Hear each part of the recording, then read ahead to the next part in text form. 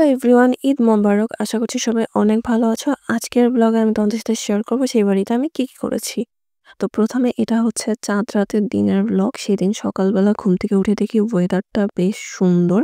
দেন আমি আমার জন্য হচ্ছে একটু চা বানিয়ে চা খেয়ে নিই। এরপর নিচে চলে যাই আমাদের গরুটাকে দেখতে। আমাদের এবারে গরুটা অনেক বেশি শান্ত ছিল। আমি নরমালি গরুর কাছে যাই না, কজ আমার অনেক বেশি মায়া লাগে।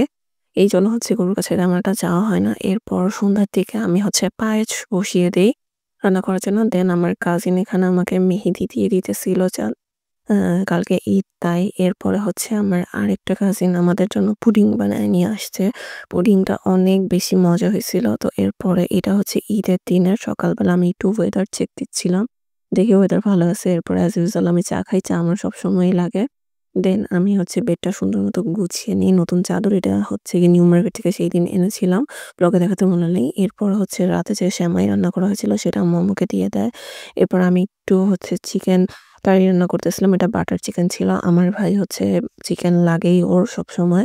অ্যান্ড এরপর আমি মাংস কাটা দেখতে যাচ্ছিলাম। অলরেডি গরু জবাই। অ্যান্ড এরপর আমি এবার মাংসটা নিজের হাতে কেটেছি। নরমালি হচ্ছে ঈদের আমি কখনোই মাংস কাটি না। এই ১ম আমি হচ্ছে গিয়ে মাংস কাটতেছিলাম। এনজয় করতেছিলাম। দেন আমি প্রতিবেশীদের কাছে ডেলিভারি দিতেও চলে যাই। যেহেতু বাসায় সবাই ব্যস্ত ছিল তাই। এরপর এখানে হচ্ছে আমি যে মাংসটা ইনস্ট্যান্ট রান্না করে কোরবানি সেটা মাখাচ্ছিলাম। এইবার প্রায় ২-৩ বছর পর আমি খুব মজা করে ঈদটা করেছি। বিগত ২-৩ বছর যাবত আমার ঈদটা তেমন একটা ভালো যাচ্ছিল না। অনেকদিন পর আমি এনজয় করে আমার ঈদটা করেছিলাম। তাই হচ্ছে গিয়ে আমি সব কাজ নিজে করার ট্রাই করতেছিলাম। এবার ঈদের মাংসটাও আমি নিজে রান্না করেছি আমার বাসায়। তো এই হচ্ছে মাংসটা খেতে মোটামুটি মজাই হয়েছিল। আমাদের বাসায় সবাই বলেছে। বাট আমি তেমন একটা খাইনি। কজ হচ্ছে আমি কেন জানি না কোরবানির গরুর মাংসটা খেতে পারি না। এরপর আমি একটু পায়েস খাচ্ছিলাম বিকালের দিকে। পায়েসটা আমি নিজে করেছি অ্যান্ড পায়েসটা খুবই, খুবই মজা হয়েছে। আমার বাবা, মা সবাই খুব প্রশংসা করছে পায়েসের। এরপর বিকালের দিকে একটু ঘুরতে বের হয়ে গেছিলাম। বেড়িবাঁধ সাইডে চলে আসছিলাম রিক্সা নিয়ে ঘুরতে।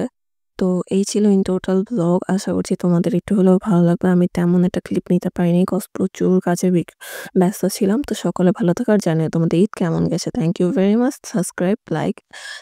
Like, comment and subscribe. Allah হাফেজ।